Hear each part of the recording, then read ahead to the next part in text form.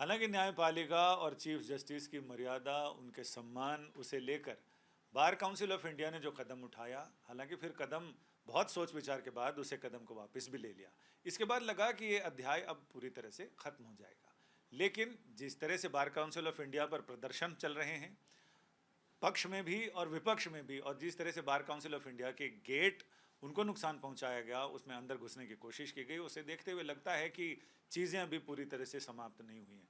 हम इसी मुद्दे पर बात कर रहे हैं बार काउंसिल ऑफ इंडिया के चेयरमैन और राज्यसभा सदस्य, सीनियर एडवोकेट हमारे साथ मनन मिश्रा जी हैं। ये कब तक चलेगा ये मामला मिश्रा जी? देखिए, मुझे ऐसा लगता है कि जब तक ये सोशल मीडिया है और सोशल मीडिया का खुराफात जब तक रहेगा तब तक ये चलाएंगे। कुछ लोग हैं, चंद लोग, गिने चुने लोग, वो सोशल मीडिया पे अपना घुमा रहे हैं, कुछ न कुछ अनाप शनाप बक रहे हैं, बोल रहे हैं, सारी निराधार बातें। मनन मिश्रा आज 14 साल से बार काउंसिल ऑफ इंडिया का अध्यक्ष है, वकीलों के द्वारा चुना गया अध्यक्ष हूँ। ये मेरा 7वां टर्म है as the bar council chairman. तो मुझे वकील चुनते हैं, मैं किसी का नॉमिनेटेड या किसी का सेलेक्टेड आदमी नहीं हूँ। मुझे देश के 25 लाख वकील चुन के भेजते हैं, यहाँ बैठाते हैं। यहाँ के काम में अगर कोई गड़बड़ी रहती तो हमारे जो सिटिंग मेंबर्स हैं वो भी कुछ सवाल उठाते, कहीं कोई बात होती। लेकिन ये एक नालसार का एक मुद्दा लोगों को बहाना मिल गया, उसके बाद से सीजेपी वालों ने अपना कुछ मुंह खोल लिया, जिसको जैसा मन कर रहा है कुछ न कुछ बोल दे रहा है। लेकिन अब इन बकवासों का कोई मतलब नहीं। आप देख रहे हैं, कल भी हमारे समर्थन में हजारों लोग आए, आज भी हमारे समर्थन में वकील एकदम फिजिकली खड़े हैं। वो कह रहे हैं कि इन सोशल मीडिया फोनिया का कोई मतलब नहीं है, हम लोग पूरा देश का वकील आपके साथ है। ये चंद लोग, और कुछ पॉलिटिकल विरोध भी है। अब चूंकि मैं बीजेपी का सांसद हूँ, चेयरमैन भी हूँ साथ साथ, तो कुछ पॉलिटिकल लोगों को भी एक मौका मिल गया है। आम आदमी के केजरीवाल ने भी एक बार मुंह से बोल दिया कि मनन मिश्रा शुड रिजाइन। अरे भाई, आप कौन होते हो मनन मिश्रा का रेजिग्नेशन मांगने वाले? यहाँ वकील का समाज है, वकील का प्रतिनिधि जो लोग हमको चुन के भेजा है वो बात करेगा, वो कुछ कहेगा तो मैं उस पर सोचूंगा। लेकिन अनाप शनाप कुछ भी सीजेपी, आम आदमी पार्टी, कोई कुछ बोल रहा है। अब ये सोशल मीडिया जब तक है तब तक चलता रहे, इसकी किसको परवाह है? मैं परवाह नहीं करता। इसमें अभी तक तो बात सड़क पर थी, लेकिन अब बात सुप्रीम कोर्ट में भी आ गई। सुप्रीम कोर्ट में एक पीआईएल दाखिल की गई है, जिसमें कहा गया कि बार काउंसिल ऑफ इंडिया के चेयरमैन और कार्य समिति का कार्यकाल तय होना चाहिए। कितने बार तक अधिकतम चुनाव लड़ सकता है कोई आदमी बार काउंसिल के अध्यक्ष का, वो तय होना चाहिए। कूल ऑफ पीरियड होना चाहिए, और मनन मिश्रा को फिलहाल तुरंत हटाने का आदेश दे। तो ये कानून इस बारे में क्या कहता है? वो तो एक्ट है, एक्ट पर संसद काम करे या सुप्रीम कोर्ट? नहीं, ऐसा है, देखिए, जैसे हमारा संविधान एमएलए, एमपीज, सीएम, पीएम, इन लोगों के लिए कोई टेन्योर फिक्स नहीं करता है कि इनका पीरियड लिमिटेड होगा और कूल ऑफ पीरियड होगा, ये इतने ही टर्म के लिए रहेंगे। वैसे ही एडवोकेट्स एक्ट बहुत सोच समझ के 1961 में बनाया गया। उस एक्ट में भी कोई टेन्योर, कोई पीरियड चेयरमैन वाइस चेयरमैन के लिए फिक्स नहीं है। जब तक वकील चाहेंगे, जब तक वकीलों के प्रतिनिधि चाहेंगे, तब तक बार काउंसिल का अध्यक्ष या उपाध्यक्ष बना रहेगा। तो अब ये लोग जो सुप्रीम कोर्ट में पीआईएल दाखिल किए हैं, ये ना कभी स्टेट बार काउंसिल का चुनाव लड़े हैं, ना लड़ सकते हैं, हिम्मत नहीं होगी। ये कभी बार काउंसिल ऑफ इंडिया का चुनाव लड़ना तो जब तक स्टेट में आप नहीं आएंगे तो संभव ही नहीं है। तो ये ऐसे फ्रस्ट्रेटेड लोग हैं जो कोई चुनाव नहीं फेस कर सकते हैं।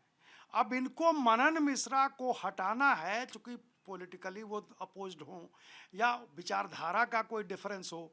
तो अब जब सब जगह से थक गए, वोट में नहीं हरा पाएंगे, वोट में नहीं सामना कर सकते, तो अब पीआईएल दाखिल किया है। पीआईएल में मैं समझता हूँ कि सुप्रीम कोर्ट एडवोकेट्स एक्ट को एग्जामिन करेगी, बार काउंसिल के रूल्स को एग्जामिन करेगी, कानून को एग्जामिन करेगी। और कानून में ऐसा कुछ है नहीं कि कूलिंग ऑफ पीरियड हो या कोई टेन्योर फिक्स हो या कोई पीरियड फिक्स हो। 7 टर्म से मैं चेयरमैन हूँ, 6 टर्म से अनअपोज्ड हूँ। जब पूरा देश का प्रतिनिधि हमको चाहता है कि मैं ही रहूँ, तो मुझे नहीं लगता है कि कोर्ट इसमें इंटरफियर करेगा। इसमें ऐसा है कि एक पुराना कहने की बात है कि बात निकलती है तो दूर तक जाती है। जब दूरियां बढ़ी तो गलतफहमियां भी बढ़ी, फिर उसने वो भी सुन लिया जो मैंने कहा ही नहीं। तो अब लोग ये गड़े मुर्दे भी उखाड़ रहे हैं। लोगों का ये कहना है कि ये पहली बार नहीं है कि बार काउंसिल ऑफ इंडिया ने अपने कदम पीछे खींचे हों। जब विदेशी लॉ फर्म्स, विदेशी वकीलों को भारत में इंट्रोड्यूस करने की बात आई, तब भी बार काउंसिल ऑफ इंडिया ने पहले विरोध किया, बाद में समर्थन किया। तो इस पे क्या कहेंगे? नहीं, देखिए, वकीलों की मनसा, जब जो फॉरेन लॉयर्स के एंट्री की बात जब आई, तो कुछ ऐसा लगा कि थोड़ा जल्दबाजी में ये ऑर्डर हो गया है, रूल बन गया है, तो उसको वापस लेके पूरी चर्चा हर एक बार एसोसिएशन रिप्रेजेंटेटिव से हमने व्यापक चर्चा की, सबका मंतव्य लिया। ये हमको लगता था कि ऐसा कुछ ना हो कि देश के वकीलों में किसी ढंग की कोई शिकायत रह जाए, टीका टिप्पणी का मौका आ जाए। जब हम सबसे राय ले चुके, लॉ फर्म्स को भी हमने बैठाया, अभी भी कुछ शिकायत रेगुलेशन से है तो लॉ फर्म्स की हम लोगों ने कमेटी बनाई है कि भाई आप अपना रिपोर्ट दीजिए।